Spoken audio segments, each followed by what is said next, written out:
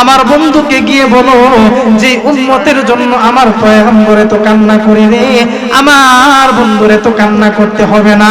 আমার নবী বিশ্ব নবীর কাছে যখন জিব্রাইল আমিন আসিয়া বলল, পয়গম্বর আল্লাহ রাব্বুল আলামিন আপনাকে সিজদা থেকে মাথা উঠানোর জন্য বললেন। আল্লাহর নবী বিশ্ব নবী রহমাতুল লিল আলামিন জিব্রাইলকে ডেকে ডেকে বলেন যে জিব্রাইল শোনো, যতক্ষণ পর্যন্ত আমার আল্লাহ রাব্বুল আলামিন আমার উম্মতদেরকে ক্ষমার ঘোষণা না দিবে রে, ততক্ষণ পর্যন্ত আমি পয়গম্বর সিজদা থেকে মাথা উঠাবো না। আল্লাহর নবী যখন এই কথা বললেন, জিব্রাইল আমিন আবার আল্লাহর কাছে চলে গেলেন। আল্লাহ রাব্বুল আলামিন বললেন, জিব্রাইল রে যাও যাও আমার বন্ধুকে গিয়ে সুসংবাদ শোনায়া যাও, যেই উম্মতের জন্য আমার নবীর এত মায়া, আমার নবীর এত মহব্বত, এত প্রেম, আমার বন্ধুকে সুসংবাদ শোনায়া দাও, আমার এই বন্ধুর সমস্ত উম্মতদের সমস্ত জীবনের সব গুনাহ আমি আল্লাহ মাফ করে দিলাম। হাজারো ব্যথা বেদনার পরে ফিরে আসনি তুমি আপন ঘরে, হাজারো ব্যথা বেদনার পরে ফিরে আসনি তুমি আপন ঘরে,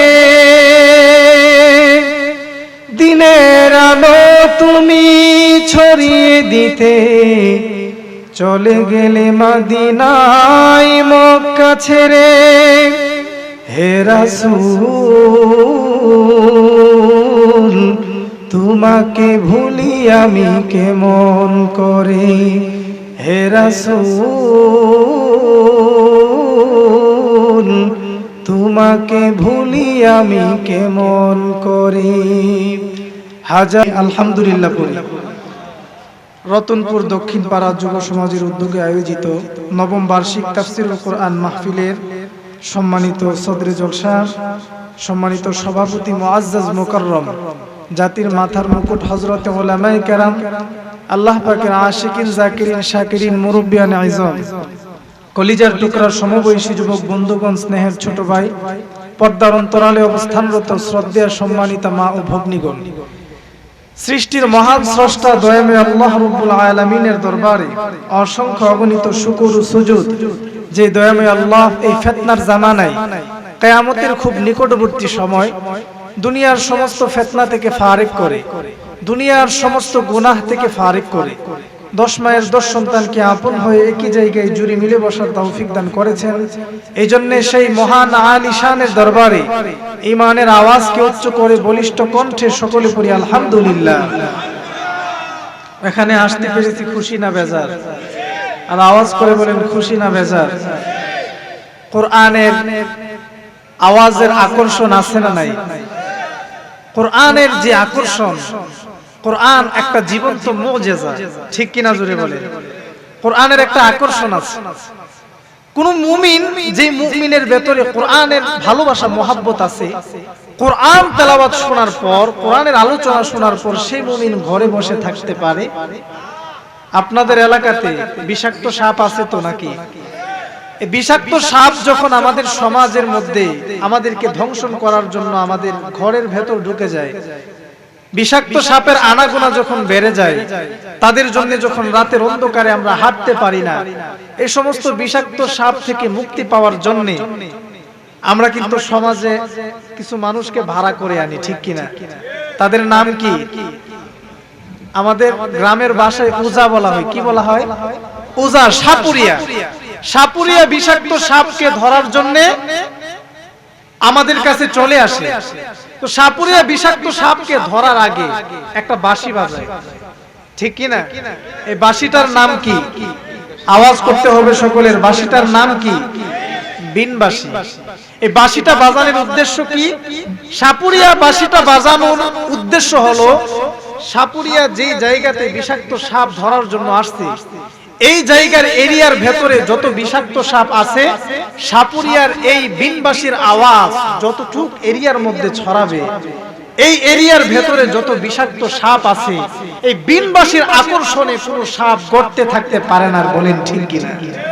সমস্ত সাপ বিনবাসীর আওয়াজে সাপুরিয়ার সামনে চলে আসে, ঠিক কিনা? সাপুরিয়া 1 ঘন্টা 2 ঘন্টা বাঁশি বাজাচ্ছে, বহুক্ষণ পর্যন্ত বাঁশি বাজানোর পর সাপ আর আসে না। অনেকক্ষণ পর্যন্ত বাঁশি বাজাচ্ছে কিন্তু সাপ তো আর আসে না। সাপের গর্তের সামনে গিয়ে সাপুরিয়া বাঁশি বাজাচ্ছে 1 ঘন্টা 2 ঘন্টা, বাঁশি বাজাতে বাজাতে বিরক্ত ত্যক্ত হয়ে গেছে, কিন্তু সাপ বের হয় না। রাগান্বিত হয়ে সাপুরিয়া সাপের গর্তটাকে খনন করে দেখলো গর্তের ভেতরে আমাদের সমাজের ধোরা সাপ আর মাইট্টা সাপ। এই ধোরা সাপ আর মাইট্টা সাপের কি বিষ আছে? এই ধোরা সাপ আর মাইট্টা সাপের সামনে যদি 1 মাস নয় 2 মাস নয় 1000 বছর বিনবাসী বাজানো হয়, গর্ত থেকে বের হবে। কেন বের হবে না? বিষ নাই, কি নাই? আরো আওয়াজ করে বলেন, কি নাই? বিষ নাই। এই জন্য কোরআনের একটা আকর্ষণ আছে, বলেন ঠিক কিনা? এই কোরআনের আওয়াজ শোনার পর যদি কোনো মুমিনের ভেতরে ঈমানি জজবা থাকে, এই মুমিন কোনোদিন ঘরে বসে থাকতে পারে? আর আওয়াজ করে চিল্লায় বলেন, ঘরে বসে থাকতে পারে? বোঝা গেল আমরা যারা এখানে আসলাম প্রত্যেকের ঈমানের পাওয়ার আছে, চিল্লায় বলেন ঠিক কিনা? আমরা যারা এখানে আসতে পেরেছি, বসতে পেরেছি, সকলের ঈমানি পাওয়ার আছে। আর যারা এই আলোচনা শোনার পরেও এখনো ঘরের মধ্যে বসে আছে, স্টার জলসার জি বাংলা দেখতেছে, শাস্টুলের মধ্যে বসে বসে আড্ডা দিতেছে, সমালোচনায় লিপ্ত, রাস্তাঘাটে হাঁটতেছে, কোরআনের আওয়াজ তার কানের মধ্যে যাচ্ছে, বিছানাতে কম্বল মুড়ি দিয়ে শুয়ে আছে, বোঝা গেল তার মধ্যে আর আমরা এখানে যারা আসতে পেরেছি আমাদের ঈমানের মধ্যে আসমান আর উসমানের মতো পার্থক্য, বলেন ঠিক কিনা? আমরা যারা এখানে আসতে পেরেছি ঈমানের পাওয়ার কম না বেশি? আওয়াজ করে বলতে হবে, কম না বেশি? এজন্য চিল্লায় পড়ি আলহামদুলিল্লাহ। যারা প্রধান বক্তার আলোচনা শোনার পরে চলে গেছেন, যারা রাস্তাঘাটে হাঁটতেছেন, মনে মনে ভাবতেছেন যে দেখি হুজুরের কণ্ঠস্বর কিরকম, যদি ভাল লাগে গিয়ে বসবো, নয়তো কম্বল মুড়ি দিয়ে শুয়ে পড়বো। ভাই, এই যুব সমাজ যে আয়োজনটা আজকে করেছে 1 বছরের কষ্টের ফসল। 1টা বছর কষ্ট করেছে তারা আপনাদেরকে কোরআনের আলোচনা শোনানোর জন্য। এত দূর থেকে আলেম ওলামারা এত কষ্ট করে আপনাদের এখানে আসছে আপনাদেরকে দ্বীনের আলোচনা শোনানোর জন্য, কোরআনের আলোচনা শোনানোর জন্য। এজন্য আমি আপনাদের পায়ে হাত রেখে বলছি, যারা হাঁটতেছেন, ঘোরাফেরা করছেন, উঠে চলে গেছেন, আল্লাহর ওয়াস্তে কোরআনের আলোচনা শোনার জন্য মাহফিলের মাঠে চলে আসেন। মুহতারাম হাজিরিন, আমি আপনাদের সামনে যে আয়াতে কারিমা তেলাওয়াত করেছি, সূরাতুল আহজাবের 21 নং আয়াত তেলাওয়াত করেছি। রাসূল করিম সাল্লাল্লাহু আলাইহি ওয়াসাল্লামের অসংখ্য অগণিত হাদিস থেকে একটা হাদিসের টুকরা, মুস্তাদরাকে হাকিম থেকে একটা হাদিসের টুকরা তেলাওয়াত করেছি। এই কোরআনের আয়াত এবং হাদিসকে সামনে রেখে সমসাময়িক বিষয় নিয়ে, সমাজের বাস্তবতা নিয়ে, সমাজের আদর্শ নিয়ে আপনাদের সামনে কিছু কথা বলার চেষ্টা করব। ওমা তাওফিকি ইল্লা বিল্লাহ।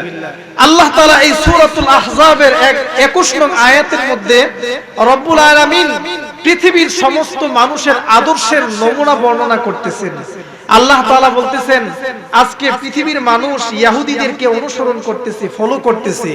আজকে পৃথিবীর মানুষ খ্রিস্টানদেরকে ফলো করতেছে, আজকে হিন্দুদেরকে ফলো করতেছে। আমার যুব সমাজ আজকে হলিউড বলিউডের নায়ক নায়িকাদেরকে ফলো করতেছে। আজকে ক্রিকেট খেলার সাকিব আল হাসান, এই রকম আরো যত খেলোয়াড় আছে তাদেরকে আজকে যুবক যুবতীরা ফলো করতেছে। আজকে বিটিএস কে যুবক যুবতীরা ফলো করতেছে। আজকে যুবক যুবতী খেলোয়াড় মেসি নেইমারকে ফলো করতেছে। আল্লাহ বলেন, যুবক সাবধান হও, যুবতী সাবধান হও, দুনিয়ার মানুষ সাবধান হও। তোমরা যাদেরকে আদর্শ মনে করতেছো, পৃথিবীর কোনো জিনিস আদর্শ হতে পারে না।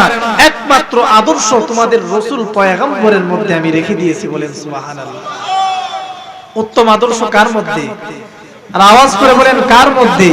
সারা পৃথিবীর সমস্ত ইহুদি আর খ্রিস্টানরা আল্লাহ রাসূল সাল্লাল্লাহু আলাইহি ওয়াসাল্লামের হাদিসগুলো গবেষণা করে করে ইসলাম ধর্ম কবুল করতেছে। বলেন আলহামদুলিল্লাহ। আমরা তো রাসূলের হাদিসগুলো মানতে চাই না, রাসূলের আদর্শ মানতে চাই না।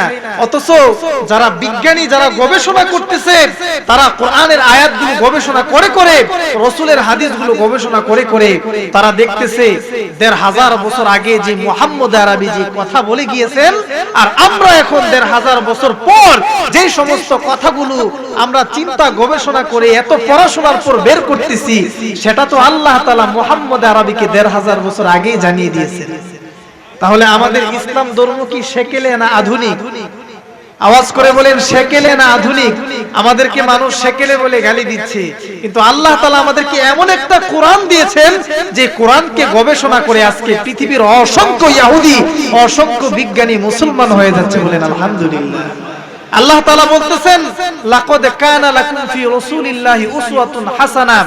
তোমরা যারা আদর্শ মানতেছো ইহুদিদেরকে, তোমরা যারা আদর্শ মানতেছো খ্রিস্টানদেরকে, যারা হলিউড বলিউডের নায়ক নায়িকাদেরকে আদর্শ মানতেছো, তোমরা জেনে রাখো, লাকাদ কানা লাকুম, অবশ্যই তোমাদের জন্য, ফি রাসূলিল্লাহি, তোমাদের রাসূল পয়গম্বরের মধ্যে রয়েছে উসওয়াতুন হাসানাহ, উত্তম আদর্শ। বলেন সুবহানাল্লাহ। এই উসওয়াতুন হাসানা কাকে বলা হয়?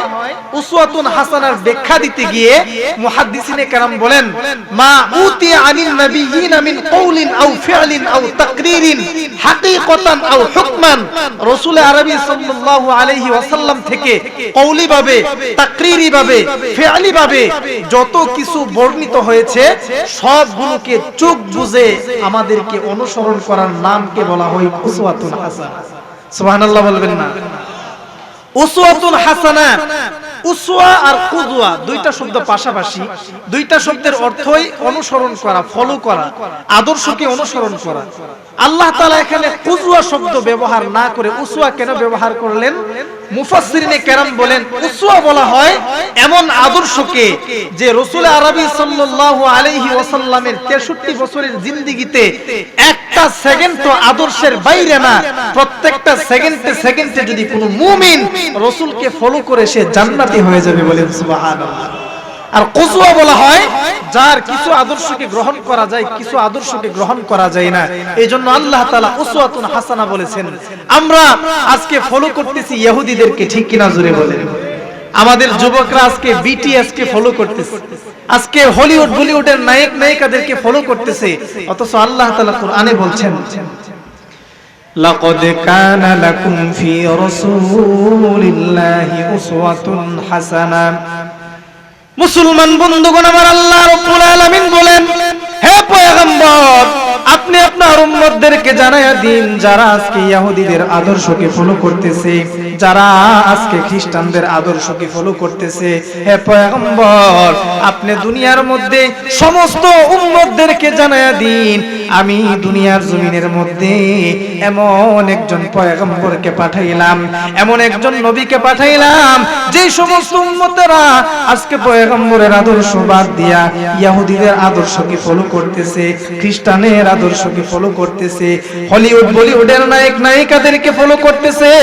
আল্লাহ রাব্বুল আলামিন বলেন, হে পয়গম্বর, হে দুনিয়ার উম্মতেরা শুনে রাখো, দুনিয়ার জমিনের মধ্যে আমি তোমাদেরকে এমন একজন পয়গম্বর দিলাম, এমন একজন পয়গম্বর তোমাদেরকে দিলাম রে।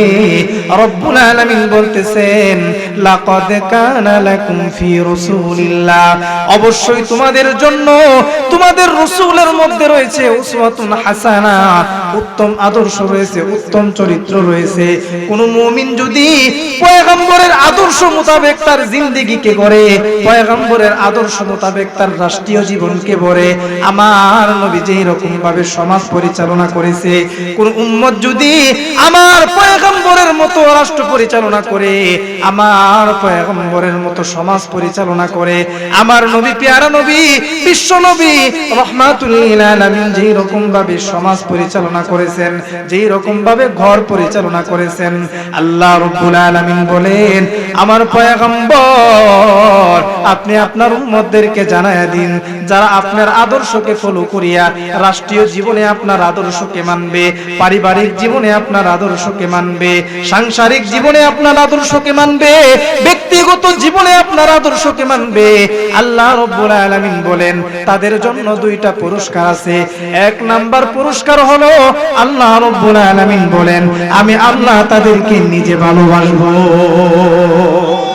আল্লাহ রাব্বুল আলামিন বলেন এক নাম্বার পুরস্কার হলো আল্লাহ রাব্বুল আলামিন বলেন যে উম্মতেরা আমার নবীর আদর্শকে ফলো করবে, অনুসরণ আর অনুকরণ করবে, আমার নবীর আদর্শকে বাস্তবায়ন করবে, আমার নবীকে ভালোবাসবে, আমার নবীকে মহব্বত করবে, আল্লাহ রাব্বুল আলামিন বলেন এক নাম্বার পুরস্কার আমি আল্লাহ তাকে দিব রে। এক নাম্বার পুরস্কার আল্লাহ বলেন ওয়াগফির লাকুম যুনুবাকুম। আল্লাহ রাব্বুল আলামিন বলেন এক নাম্বার হলেন ইউহিব্বুকুমুল্লাহ, আল্লাহ রাব্বুল আলামিন তাকে নিজে ভালোবাসবেন। দুই নাম্বার পুরস্কার আল্লাহ রাব্বুল আলামিন বলেন ও পয়গম্বর আপনার উম্মতদেরকে জানায় দিন যারা আপনার আদর্শকে ফলো করবে, আপনার আদর্শকে বাস্তবায়ন করবে, আপনাকে ভালোবাসবে, মহব্বত করবে, তাদের জন্য দুই নাম্বার পুরস্কার হলো আমি আল্লাহ রাব্বুল আলামিন তাদের জিন্দেগীর সব গুনাহ মাফ করে দেব।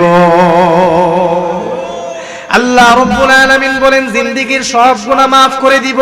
রাসূলকে মহব্বত করলে, রাসূলকে ফলো করলে কেমন ফায়দা ও দুনিয়ার মুসলমান, আমরা আজকে নবীদেরকে ফলো করতেছি, আমার পয়গম্বরকে ফলো করতেছি, যেই জায়গায় কোনো বিপদ নাই আমার নবীকে আমরা ফলো করতেছি। আল্লাহর পয়গম্বর বিশ্ব নবী রাহমাতুল লিল আলামিন বলেন কুল্লু উম্মতি ইয়াদখুলুনাল জান্নাতা ইল্লা মান আবা, আমার উম্মতের মধ্যে প্রত্যেকটা মুমিন জান্নাতে প্রবেশ করবে ইল্লা মান আবা।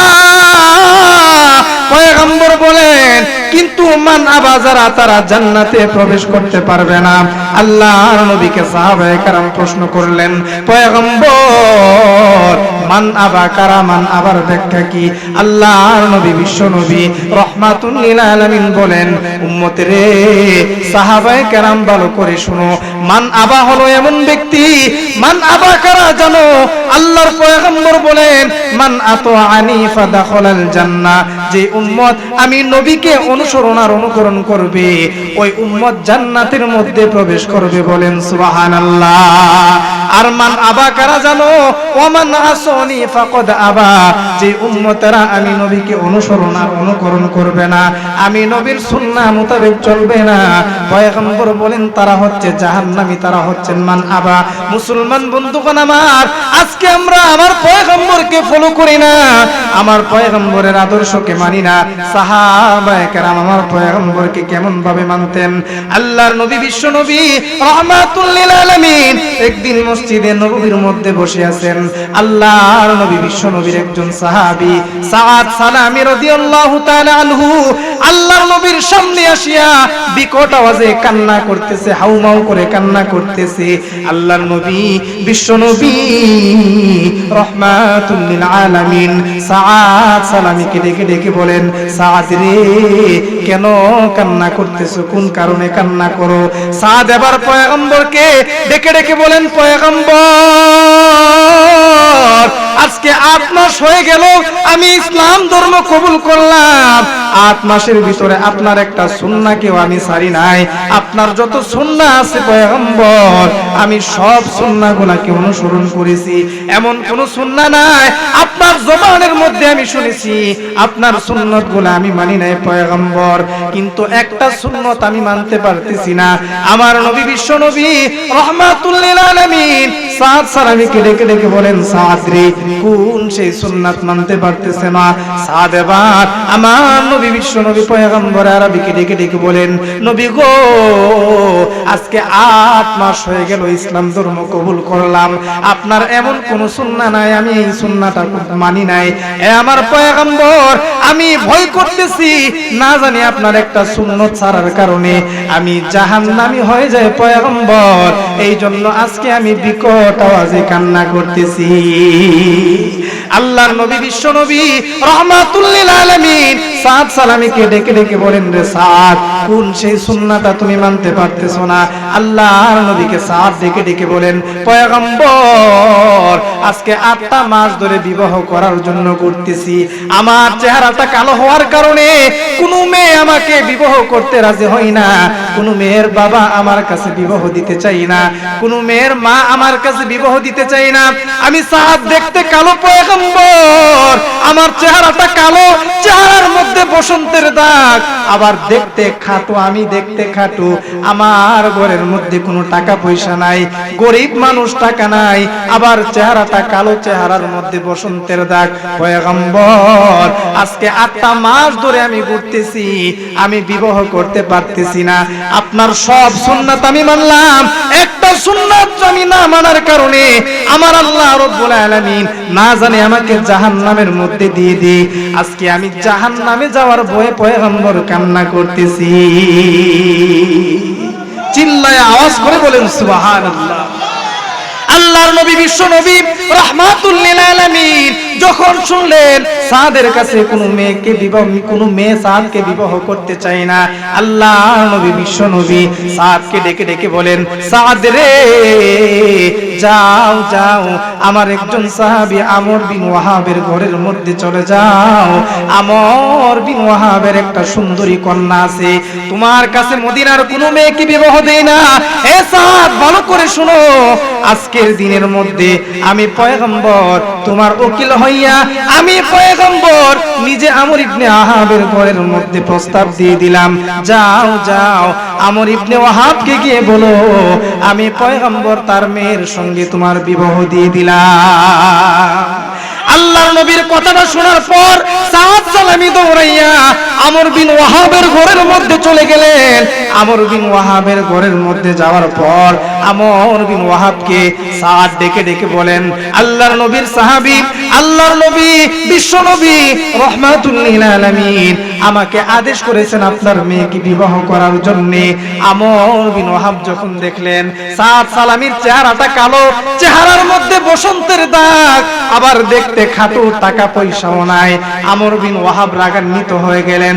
রাগান্বিত হইয়া ধমক দিয়া সাদ সালামীকে তাড়াইয়া দিলেন। সাদ সালামী কান্না জড়িত কণ্ঠে ঘর থেকে বের হয়ে গেলেন। ওই দিক দিয়া আমর বিন ওয়াহাবের সুন্দরী কন্যাটা ঘরের ফাঁক দিয়া, দরজার ফাঁক দিয়া তাকায়া তাকায়া দেখতেছে। যখন দেখলো সাদ সালামী তার ঘর থেকে কান্না করে বের হয়ে যাইতেছে, আমর বিন ওয়াহাবের মেয়ে বাবাকে ডাক দিয়ে বলেন, বাবা গো, আপনার কাছে এমন একজন ব্যক্তি প্রস্তাব পাঠিয়েছে, মুহাম্মদ আরবি, যে মুহাম্মদের জন্য আল্লাহ আসমান সৃষ্টি করেছেন, যে মুহাম্মদের জন্য আল্লাহ রাব্বুল আলামিন জমিন সৃষ্টি করেছেন, 7 আসমান 7 জমিন যেই মুহাম্মদের জন্য সৃষ্টি করেছেন, যেই নবীজি দুনিয়ার জমিনের মধ্যে জন্ম না নিলে এই রকম 7 আসমানের দরকার হতো না, 7 জমিনের দরকার হতো না, এই রকম একটা ব্যক্তি আমাকে বিবাহের জন্য প্রস্তাব পাঠাইছে। বাবা গো, সাদ সালামীর চেহারাটা কালো, তার চেহারার মধ্যে বসন্তের দাগ, দেখতে খাটো, কোনো সম্পদ নাই, টাকা পয়সা নাই, কোনো কিছু নাই বাবা, কিন্তু যেই মুহাম্মদ আরবি জান্নাতের সরদার, যেই মুহাম্মদ আরবি জান্নাতে না গেলে কোনো মানুষ জান্নাতে যেতে পারবে না, এমন একজন নবী আমার জন্য যে প্রস্তাব পাঠাইছে, আমার তো সৌভাগ্য হয়ে গেছে বাবা। আপনি রাজি না থাকলেও আব্বা, আমি সাদ সালামীকে বিবাহ করতে প্রস্তুত হয়ে গেলাম। সাদ সালামীকে মেয়েটা বিবাহ করার জন্য প্রস্তুত হয়ে গেল। সাদ সালামীকে ডেকে এনে বিবাহের কাজ করার জন্য সাদ সালামীকে আদেশ দিয়ে দিল। মুসলমান বন্ধুগণ আমার, আজকে আমরা পয়গম্বরকে ফলো করি না।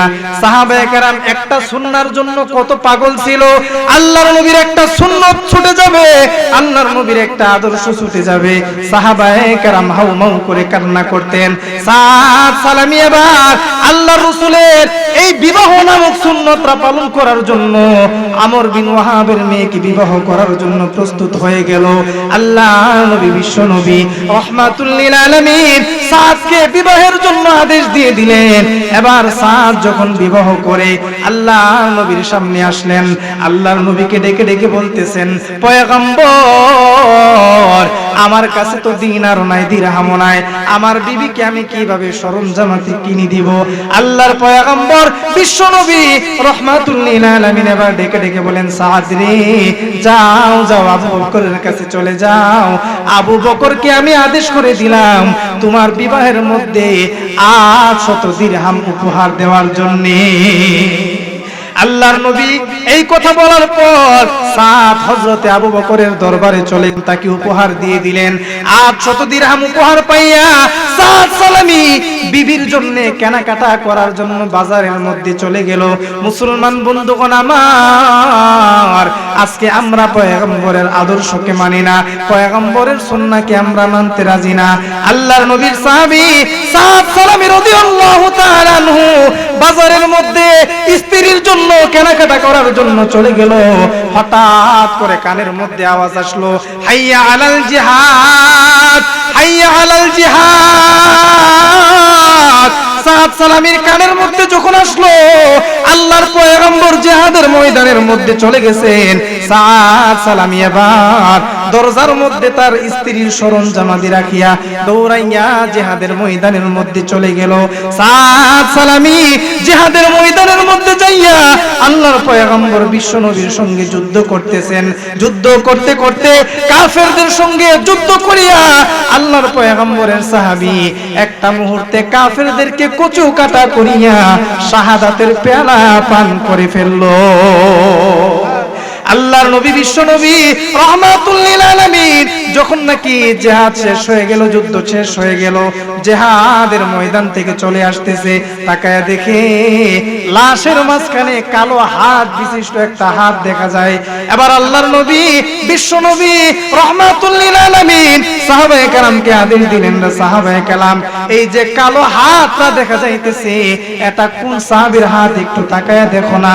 সাহাবায়ে কেরাম এবার আল্লাহর পয়গম্বরের আদেশ পাইয়া টান দিয়া লাশটাকে বের করে দেখেন, এটা আর কোন সাহাবায়ে কেরামের লাশ নয়, এটা হচ্ছেন পয়গম্বরের আশিক সাদ সালামির লাশ।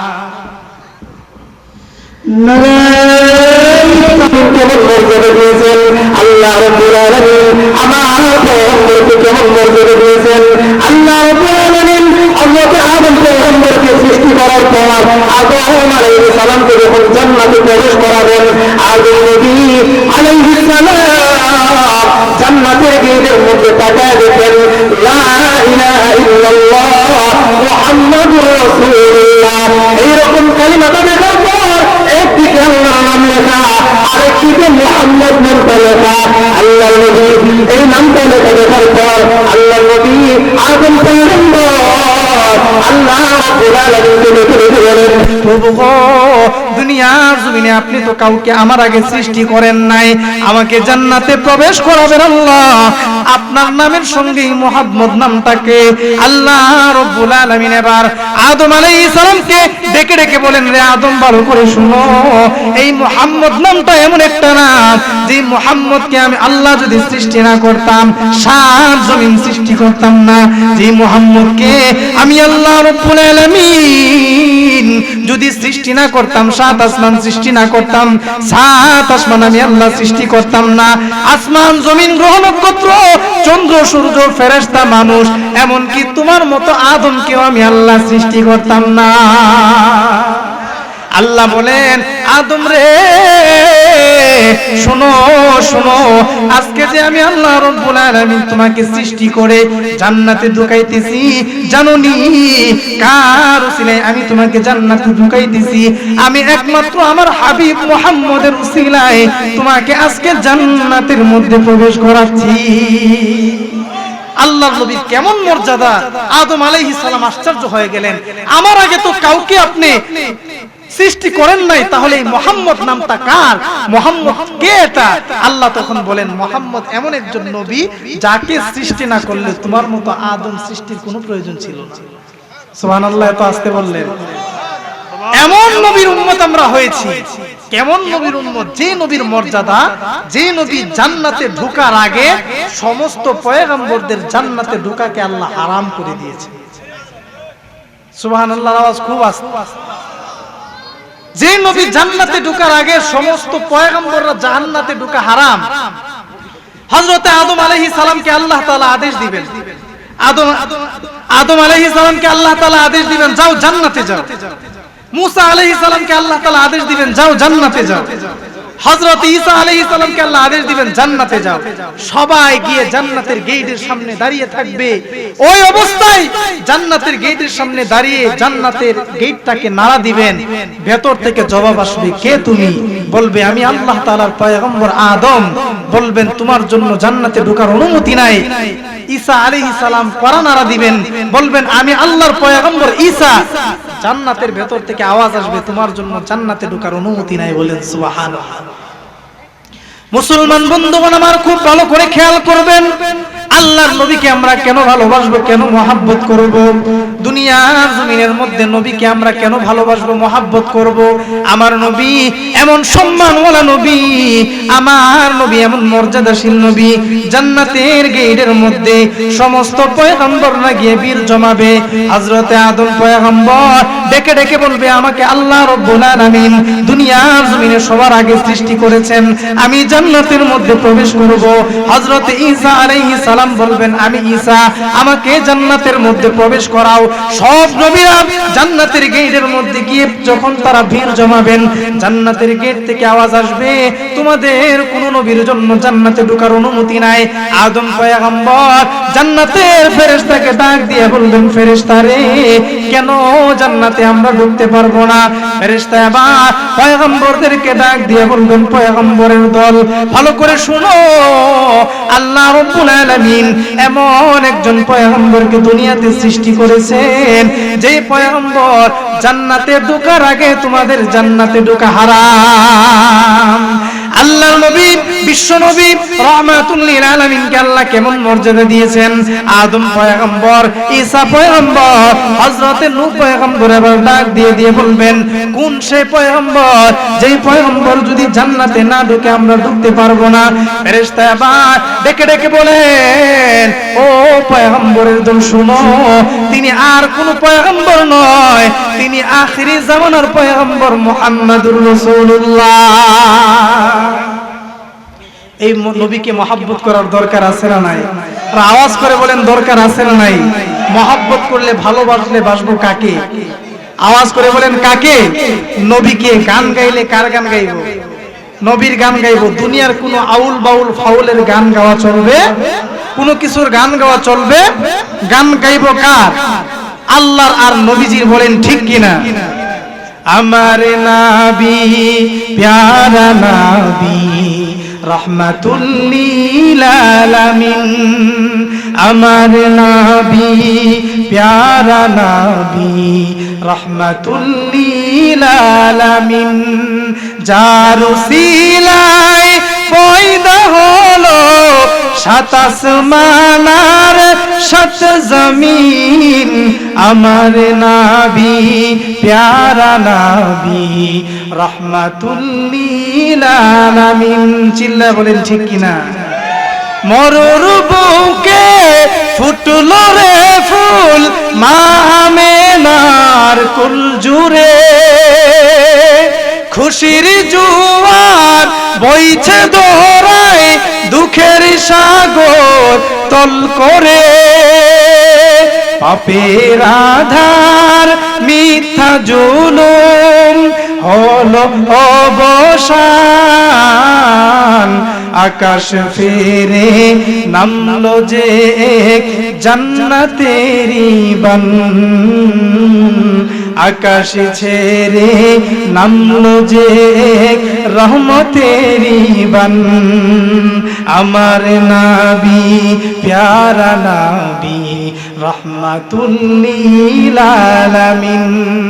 যার উসিলায় পয়দা হলো সাত আসমান আর সাত জমিন, আমার নবী প্যারা নবী রাহমাতুল লিল আলামিন। চিল্লা বলেন ঠিক কিনা? মহব্বত করব কাকে, ভালোবাসবো কাকে, গান গাইবো কার গান? খারাপ লাগে, আওয়াজ করে বলেন খারাপ লাগে। শেষ করে দেব।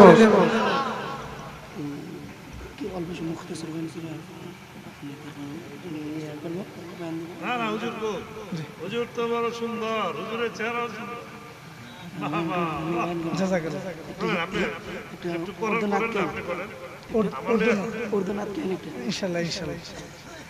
আলোচনা কিছুক্ষণ চলবে না, শেষ করে দেব। 3 নাম্বার কারণটা বলে শেষ করে দিচ্ছি, শুনবেন তো ইনশাআল্লাহ। 3 নাম্বার কারণ নবীজিকে আমরা কেন মহব্বত করব। 1 নাম্বার তো সুন্দরের কারণে নবীকে ভালোবাসবো, ঠিক কিনা? 2 নাম্বার মর্যাদার কারণে নবীকে ভালোবাসবো, ঠিক কিনা? 3 নাম্বার জামাল কামাল নওয়াল, মানুষ একজনের প্রতি আরেকজনের অনুগ্রহ ভালোবাসার মহব্বত যত বেশি হয়, এই মানুষটার প্রতি মানুষের মহব্বত তত বেশি হয়, ঠিক কিনা জোরে বলেন, আর আওয়াজ করে বলেন ঠিক কিনা? উম্মতের প্রতি আমার নবীর কেমন দরদ, কেমন মায়া, শুনবেন তো সবাই। আল্লাহ রাসূল সাল্লাল্লাহু আলাইহি ওয়াসাল্লামের কেমন মায়া আমাদের জন্য, আমাদেরকে রাসূল কত ভালোবাসেন। একদিন আল্লাহ রাসূল সাল্লাল্লাহু আলাইহি ওয়াসাল্লাম মসজিদে নববীর মধ্যে বসে আছেন। জিবরাইল আমিন আল্লাহর পয়গম্বরের সামনে আসলেন। এসে জিবরাইল আমিনের চেহারাটা বড় মলিন। এবার জিবরাইলকে আল্লাহর পয়গম্বর প্রশ্ন করতেছেন, জিবরাইল তোমার চেহারাটা এত মলিন কেন, চেহারাটা ফ্যাকাশে দেখাচ্ছে, কারণটা কি? জিবরাইল আমিন বলেন যে পয়গম্বর, আজকে আমি জাহান্নাম ঘুরে ঘুরে দেখলাম, কিন্তু আমার কাছে বড় আফসোস লেগেছে, এই জাহান্নামের সর্বনিম্ন অধিবাসী কারা হবে আপনি কি জানেন? পয়গম্বর বলে না, আমি তো জানি না। তখন জিবরাইল বলতেছেন 1 নম্বরের অধিবাসী তারা হবে, 2 নম্বরের অধিবাসী তারা হবে, এরকম ভাবে 1 2 3 বলে 7 নম্বর পর্যন্ত এসে জিবরাইল আর কিছু বলে না, চেহারাটা মলিন হয়ে গেছে। পয়গম্বর বলে কি আমাকে বলো 7 নম্বরের জাহান্নামী কারা হবে? এবার জিবরাইল আমিন বলতেছেন, নবীজি 7 নম্বরের জাহান্নামী কারা হবে, তাদের কথাটা বললে আপনি বরদাস্ত করতে পারবেন না। রাসূল বলেন বলো কে হবে? এবার জিবরাইল আমিন বলতেছেন 7 নম্বরের জাহান্নামী হবে আপনার উম্মতে মুহাম্মাদী। আপনার উম্মতে মুহাম্মাদী যারা পৃথিবীতে নাফরমানি করেছে, আপনার সুন্নাহগুলো মানে নাই, আপনার আদর্শ মোতাবেক তারা চলে নাই, আপনি এভাবে বলেছেন উম্মত সেভাবে চলেছে, আপনি দুনিয়া থেকে চলে যাওয়ার পর তারা নতুন নতুন কিছু দ্বীনের মধ্যে আবিষ্কার করেছে, তারা 7 নম্বরের জাহান্নামী হবে। রাসূলের চেহারাটা বেয়ে গাল বেয়ে বেয়ে পানি পড়তে শুরু করলেন।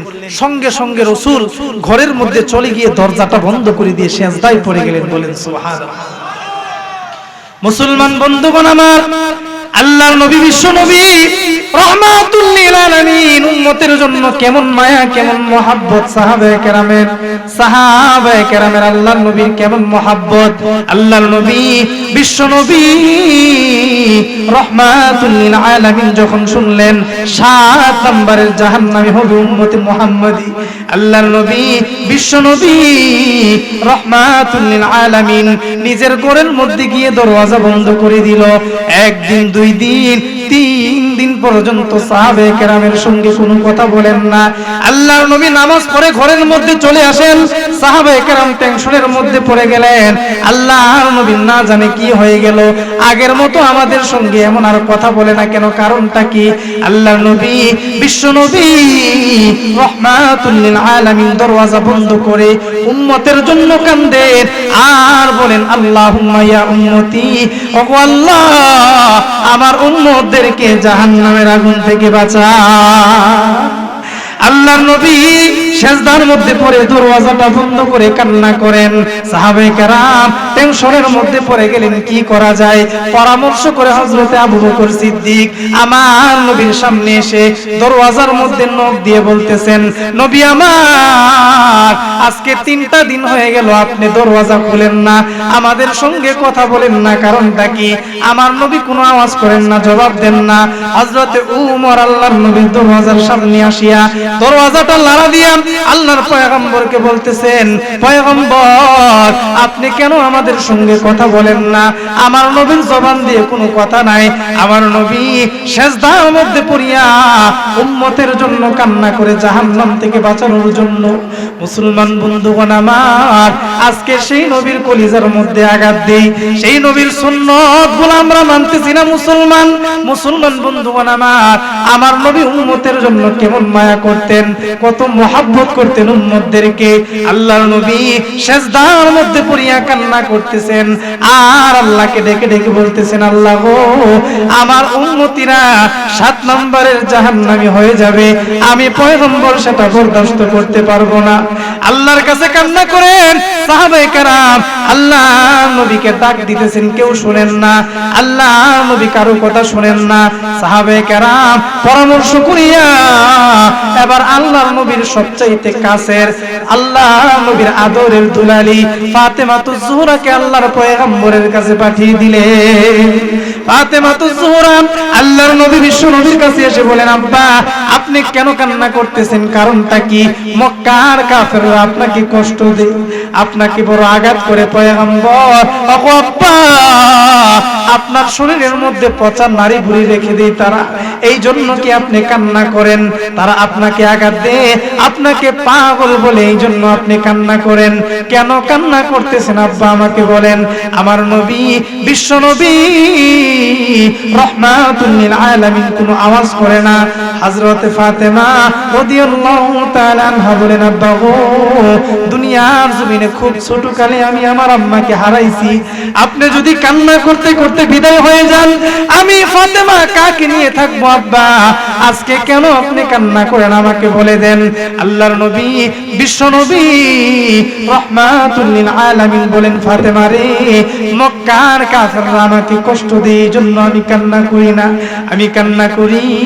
হযরতে জিবরাইল আমিন 3 দিন আগে আমার কাছে আসিয়া বলল 7 নম্বরের জাহান্নামী আমার উম্মতেরা হবে, আমার উম্মতেরা 7 নম্বরের জাহান্নামী হয়ে যাবে। আমি নবী আমার উম্মতদের জাহান্নামী হওয়া বরদাস্ত করতে পারবো না, এই জন্য আমি নবী আজকে কান্না করতেছি, আমার আল্লাহর কাছে কান্না করতেছি, আমি সেজদা থেকে আমি মাথা উঠাবো না। ফাতেমাতুজ জোহরা আল্লাহ নবীকে ডেকে ডেকে বলেন, আব্বা গো আমার আল্লাহর কাছে আপনি দোয়া করতেছেন, আপনি সেজদা থেকে মাথাটা উঠায় ফেলেন। আব্বা আমি ফাতেমা আপনার সন্তান ওয়াদা দিলাম রে, দুনিয়ার জমিনে যত নেক আমল করলাম আমার সবগুলা নেক আমল আপনার উম্মতদের জন্য আমি ওয়াকফ করে দিলাম। আল্লাহর নবী বিশ্ব নবী রাহমাতুল লিল আলামিন তারপরেও সেজদা থেকে মাথা ওঠেন না। আল্লাহ রাব্বুল আলামিন জিবরাইল আমিনকে ডাক দিয়া বলেন, জিবরাইল রে যাও যাও আমার বন্ধুর কাছে যাও, আমার বন্ধু কান্না করে, আমি আল্লাহ রাব্বুল আলামিন সেটা সহ্য করতে পারি না, আমার বন্ধুকে গিয়ে বলো সেজদা থেকে মাথা ওঠানোর জন্য, আর আমার বন্ধুকে সুসংবাদ শোনাইয়া দাও, আমার বন্ধুকে গিয়ে বলো যে উম্মতের জন্য আমার পয়গম্বরে তো কান্না করি রে, আমার বন্ধুরে তো কান্না করতে হবে না। আমার নবী বিশ্ব নবীর কাছে যখন জিবরাইল আমিন আসিয়া বলল, পয়গম্বর আল্লাহ রাব্বুল আলামিন আপনাকে সেজদা থেকে মাথা ওঠানোর জন্য বললেন, আল্লাহ নবী বিশ্ব নবী রাহমাতুল লিল আলামিন জিবরাইলকে ডেকে ডেকে বলেন যে জিবরাইল শোনো, যতক্ষণ পর্যন্ত আমার আল্লাহ রাব্বুল আলামিন আমার উম্মতদেরকে ক্ষমার ঘোষণা না দিবে রে, ততক্ষণ পর্যন্ত আমি পয়গম্বর সেজদা থেকে মাথা উঠাবো না। আল্লাহর নবী যখন এই কথা বললেন, জিবরাইল আমিন আবার আল্লাহর কাছে চলে গেলেন।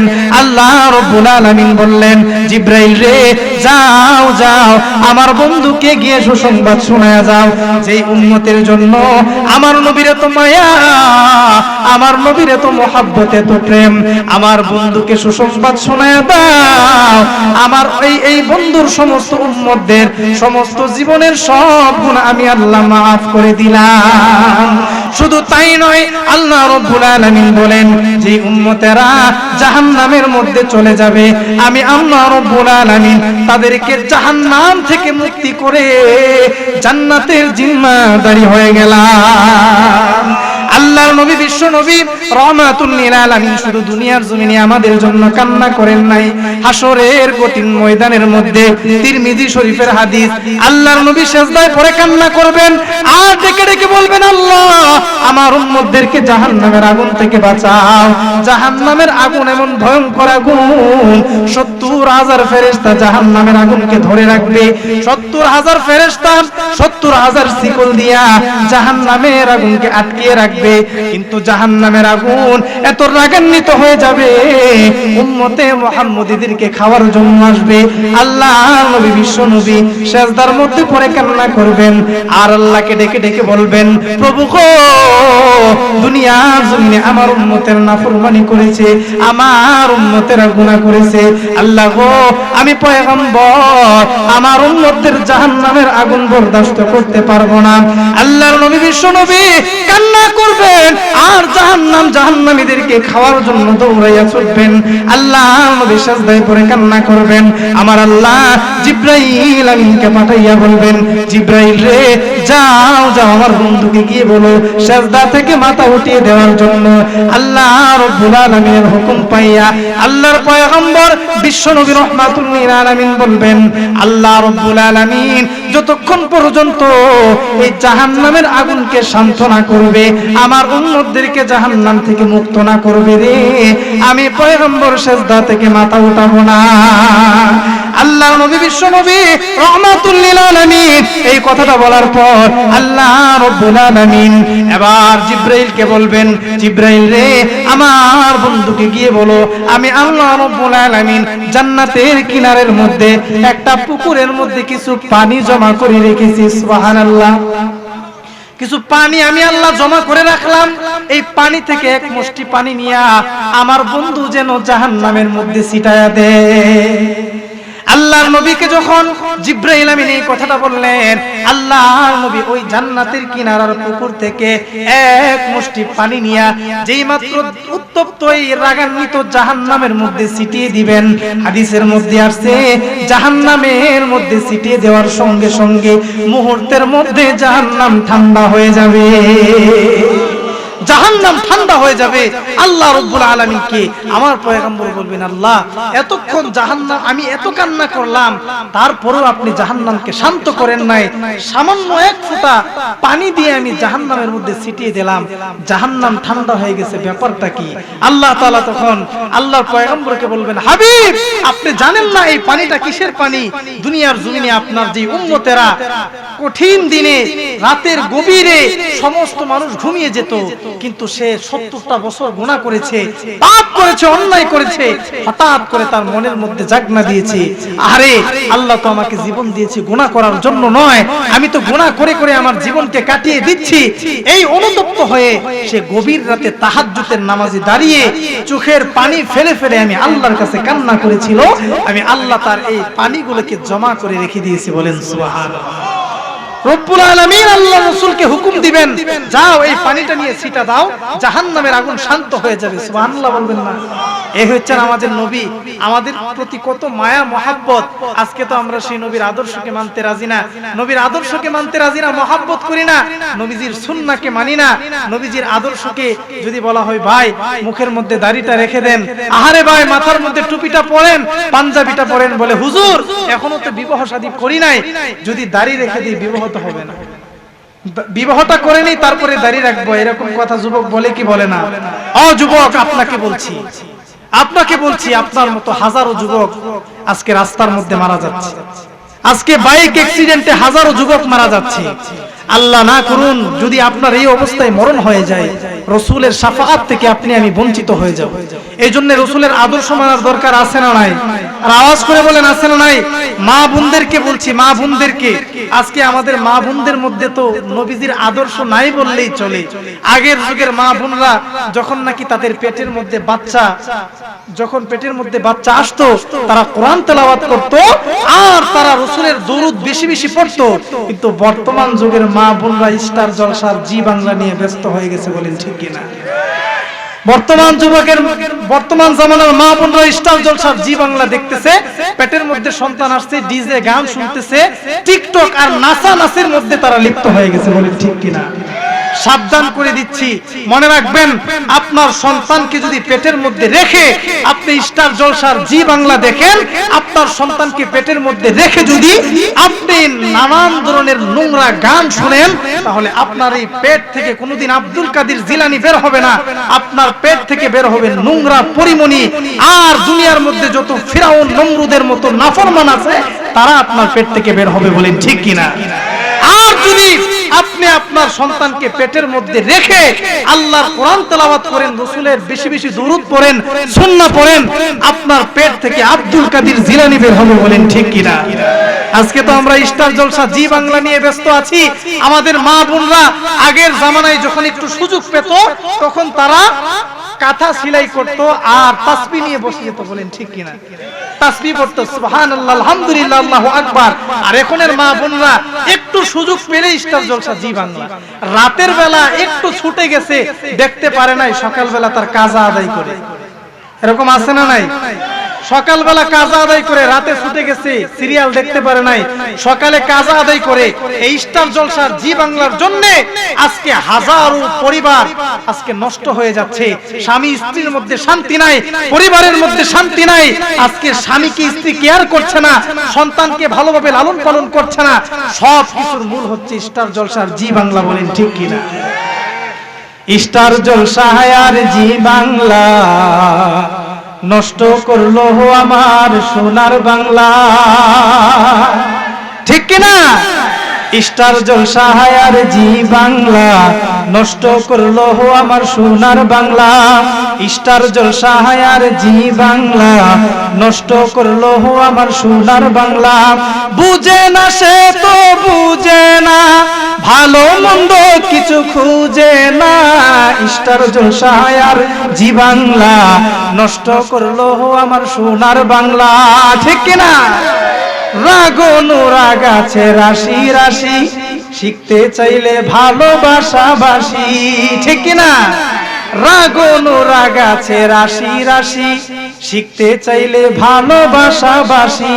মনে হয় এখন সব কাছাকাছি, মনে হয় এখন সব কাছাকাছি, ছাইরা দে আমায় মা কান্দা বাঁচি। স্টার জলসা আর জি বাংলা নষ্ট করলো আমার সোনার বাংলা। স্টার জলসা আর জি বাংলা নষ্ট করলো আমার সোনার বাংলা। বুঝে না সে তো বুঝে না, ভালো মন্দ কিছু খুঁজে না।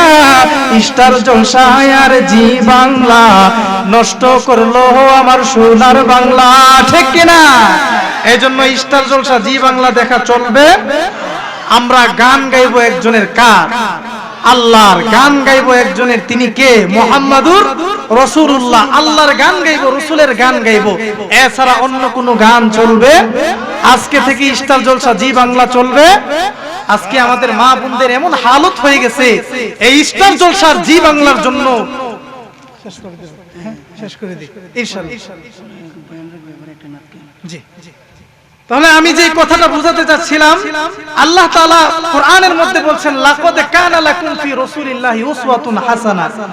সবচাইতে উত্তম আদর্শ আছে কার মধ্যে? ইহুদিদের আদর্শ মানা যাবে, খ্রিস্টানের আদর্শ মানা যাবে, হিন্দুর আদর্শ মানা যাবে। চার কারণে নবীকে মহব্বত করব। এক নাম্বার সুন্দরের কারণে। কিসের কারণে? সুন্দরের কারণে। দুই নাম্বার মর্যাদার কারণে। কিসের কারণে? মর্যাদার কারণে, কামালের কারণে নবীকে মহব্বত করব, ভালোবাসবো। পারবো তো ইনশাআল্লাহ। তিন নাম্বার নওয়াল, অনুগ্রহের কারণে, মহব্বত, ভালোবাসা, দয়ার কারণে নবীকে মহব্বত করব। চার নাম্বার কারণটা রেখে দিলাম, করাবাত, আত্মীয়তার সম্পর্ক। আল্লাহ চাহে তো যদি সুযোগ পাই অন্য একদিন আলোচনা করব ইনশাআল্লাহ। যতটুকু আলোচনা করেছি রাসূলের আদর্শ নিয়ে, আজকে থেকে গড থেকে স্টার জলসা জি বাংলা চ্যানেল বন্ধ করতে হবে, বলেন ঠিক কিনা? রাসূলের আওয়াজ চালু করতে হবে। চার নাম্বারটা আমাদের প্রধান অতিথি সাহেব বলতেছেন 2 মিনিটে বলার জন্য। 2 মিনিট হচ্ছে করাবাত, আত্মীয়তার সম্পর্ক। আত্মীয়তার সম্পর্ক রাসূল কিভাবে বজায় রাখতেন? ফর এক্সাম্পল, এক ছোট্ট একটা উদাহরণ আপনাদেরকে দেই। আল্লাহ রাসূলের একজন সাহাবী ছিলেন আনাস রাদিয়াল্লাহু তাআলা আনহু। 10 বছর রাসূলের খেদমত করেছেন। কয় বছর? 10 বছর। হযরত আনাসকে যখন 10 বছর পর তার মা বাবা নিতে আসলো, আনাস বলে আমি আমার পয়গম্বরের কাছ থেকে আপনাদের কাছে যাব না। বলে কেন? বলে আমি আপনাদের পেটে জন্ম হয়েছি কথা ঠিক, কিন্তু রাসূলের কাছে আমি এত ভালোবাসার মহব্বত পেয়েছি, রাসূল আমাকে এত মহব্বত করেছেন, ভালোবেসেছেন, পৃথিবীর কোনো মা বাবা তার সন্তানকে এত মহব্বত আর ভালোবাসতে পারে না।